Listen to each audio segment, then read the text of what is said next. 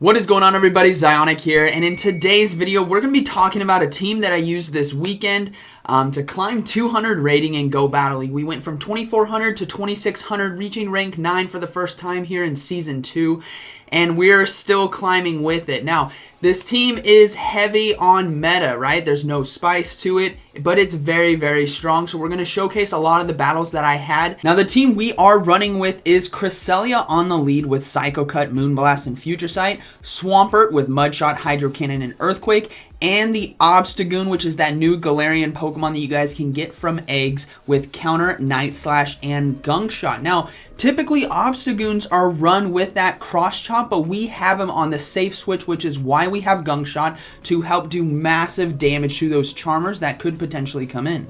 Alright, so getting into this first battle that we're going to showcase here. Again, we're always leading with that Cresselia. It's so strong in the given meta right now, everyone, with that Moonblast. So we have a Cresselia versus an Armored Mewtwo on the lead. This is pretty solid for us, as most Armored Mewtwo's are running with that Psy Strike and Dynamic Punch, which we're going to be resisting that, right? Our Psychic typing. But Moonblast here is going to be doing neutral and has a 30% chance to lower our opponent's attack, which is a bit overpowered right now, if I'm being honest. Cresselia is definitely a meta monster, and I think we will likely see a potential nerf coming because of how strong it is. So as you guys can see right there, Psy Strike did nothing to us. We're just going to keep going for Moonblast, and we are still fishing for that attack debuff. It's a 30% chance, and it drastically changes some matchups. We don't get another debuff right there, but we are looking to stay in this fight. There's no reason to swap to our Obstagoon, right, which will be resisting as well, or our Swampert, because we can win this matchup by just going straight Moonblast, and it's going to be up to them if they want to use their shields, which I'm really hoping for. Swampert and Obstagoon can really sweep endgame when shields are down. They don't shield right there, we don't get an attack debuff, and we are sitting pretty good. Probably another Psy Strike coming through right here, but Armored Mewtwo does have access to Earthquake, but it's just going to be a Psy Strike, which is okay for us. We're going to look to try to farm down with fast moves alone, and I'm hoping they don't get to another Psy Strike, but they do. So what we're going to do here is we're actually going to shield. Reason being is I have so much energy right now that I could Moonblast the next Pokemon coming in, potentially get that debuff, as well as doing super effective damage. So we are going to see the Obstagoon come in, which is great because we're going for that Moonblast. We do get a shield, and we don't lower the attack, but we're going to be able to get to another Moonblast in time. We had so much stored energy, which is why Cresselia is so deadly. On top of being bulky, it can hit very hard. We got both shields right there, and now what we're going to look to do is, thankfully, they use some of their energy against us, which is beautiful for us. This is what we want. If they would have committed to the farm down, it would have been a little different, but we have Swampert now coming in. Swampert does really well against Obstagoon when shields are down. Why is that? Obstagoon takes quite a bit of damage from the Hydro Cannon, so Night Slashes are not going to be doing a lot to us, but Hydro Cannon is going to do quite a bit to Obstagoon. Now, we didn't want to come in with our own Obstagoon just in case they have something in the back, like a Giratina Altered, for example. So we're going to be going for another Hydro Cannon right here. They are using their next charge move, going to be another Night Slash, and Obstagoon does have a chance to boost its own attack, which can be very, very deadly. That can really start to flip fights. If you guys have been using Night Slash on either Scizor or Obstagoon, it does quite a bit of damage. Now we swap to our own Obstagoon to finish off right there, and they had a Reggie Steele in the back, and that is going to be GG. So let's go ahead and move into the next battle right there. What did we see in that first one? We saw Cresselia versus Armor Mewtwo. We win that matchup pretty handedly. Yes, we did give up a shield, but a lot of people are having Reggie Steels in the back, which is what this team absolutely destroys. Now, in this matchup, we have a Gyarados lead. So Gyarados does have access to Crunch as a charge move, as well as Hydro Pump, which is the typical move set. We are going to be going for Moonblast right here. It's going to be doing neutral. Again, 30% chance to lower our opponent's attack, which is why we definitely want to be going for this. We get a shield as well, so that is fantastic. We're already sitting pretty good. Crunch is going to be doing super effective damage to Cresselia, but it's not going to be enough to take us out. We are super bulky. This thing is an unbelievable meta monster right now in the Ultra League, and we are going to go for a Future Sight. Future Sight's going to do a bit more damage in this matchup than the Moonblast would, and they already used a shield, so we're able to land the Future Sight, which is beautiful. So what I'm going to do now is not shield. I'm going to go ahead and let Cresselia go down. It's given me an opportunity to come in and farm hard energy with shield advantage. So what you're going to see right here is we're going to come in with Obstagoon. Yes, the flying type is going to be resisting counter, but their only charge move right here is going to be a Crunch, which is going to be resisted by Obstagoon. So we get a ton of energy, we don't waste any shields, and we are loaded, ready to go. Look what comes in. Clefable. Look what we have. Gunk Shot. A lot of people don't know the moveset that Obstagoon has, and kaboom, there we go. Now we're going to swap into Swampert right now. They swap into their own Swampert, and this is basically game over, right? We have 2 shields. It is beautiful, and that is why Obstagoon has Gunk Shot on my team, because people this early in the game are unaware of its potential moveset, and they could be taken by surprise thinking that, yes, Charm's going to do a lot of damage, but they only had 1 shield, which is why we went for the Gunk Shot. Now in this matchup against opponent's Swampert right here, we're just going to be going for straight Hydro Cannons. In this matchup, you always want to go for Hydro Cannon over Earthquake. It's going to be doing more damage per energy, and we are going to be able to clean this up very, very nicely. We're going to be able to shield this next Hydro Cannon coming in. And this team's core of Swampert and Obstagoon in the back does really well when you have shield advantage. So you want to try to use Cresselia as a damage absorber as best as you can and keep shields, unless there's an opportunity to get off multiple charge moves like we saw in game 1. So right here, it's going to be a good game right there. My opponent was not ready for that Gunk Shot, but even if it was, we still had shield advantage, and that is going to be a good game. So let's go ahead and move into the next one. All right, so we saw there in game 1, we kept shield advantage. Yes, we lost lead, but we were able to farm hard with that Obstagoon, which makes him so deadly against the meta. Now, we'll have to see what happens here in game 3. We have Cresselia versus Obstagoon on the lead. Okay, so unique lead. You guys will definitely be seeing this a lot.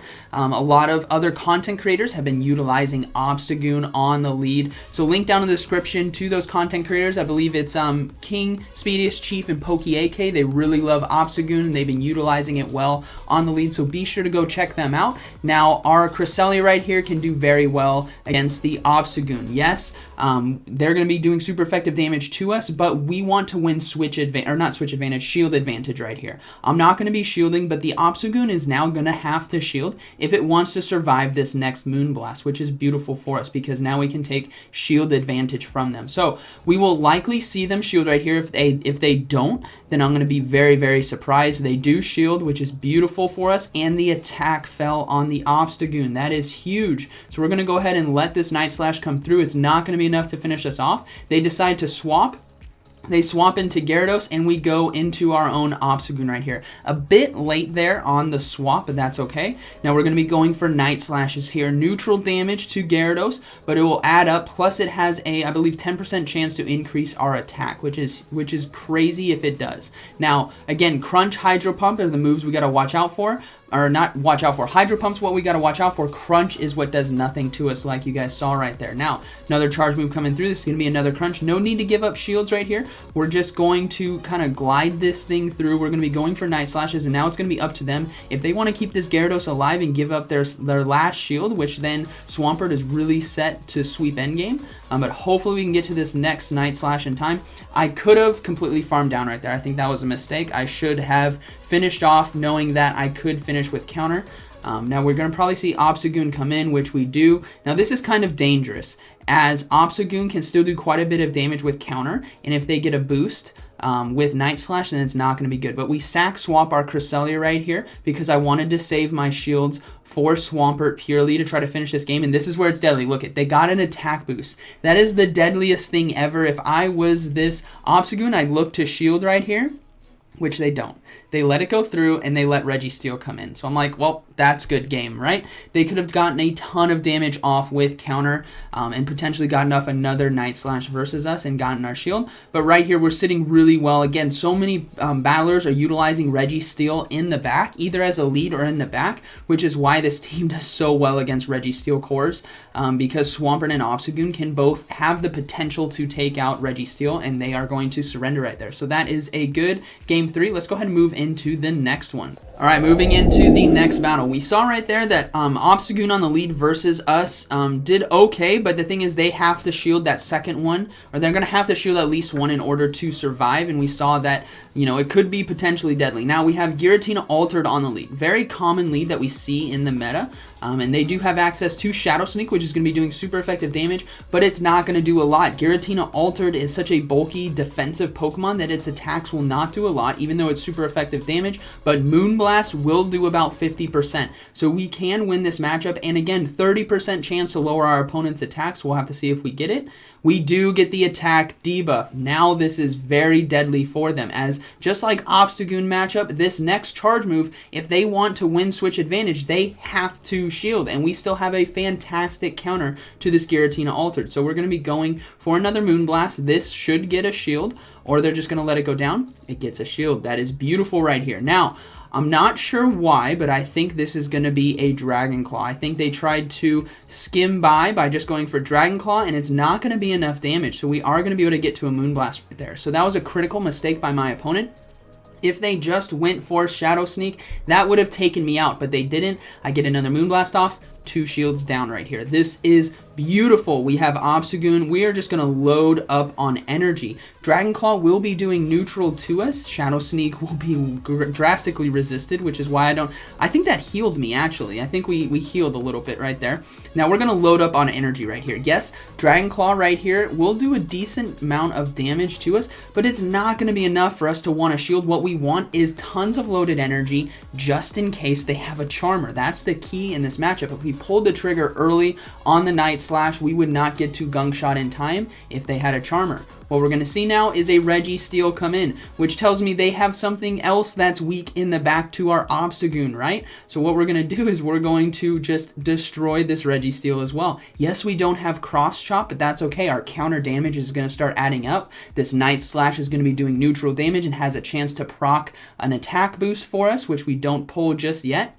And Reggie Steele's damage only comes from its charge moves right here. So we already took out 50% by the time it got to a charge move. We are just going to stay in this, keep going for Night Slashes right here, because like I said, whatever they have in the back is going to be weak to our Obstagoon, because they obviously brought in Reggie Steele, and we still have Swampert for the whatever's in the back as well. So we are just going to commit to the farm down right here. I'm going to go ahead and shield again. Even if it was a flash cannon, we're just going to completely commit to the farm down. And this is why Obstagoon, if you don't have a counter for it, is so deadly. We took out Giratina Altered, we took out Reggie Steele, and now we're going to be taking out Cresselia here. So yes, shields are down, but Night Slash damage is going to do quite a bit, plus we have Swampert. So there goes one Night Slash, here comes another, and we're going to look to swap into Swampert here on the charge move, hoping that it's a Moonblast, right? Because they do have the potential to have Grass Knot. So we're going to swap now.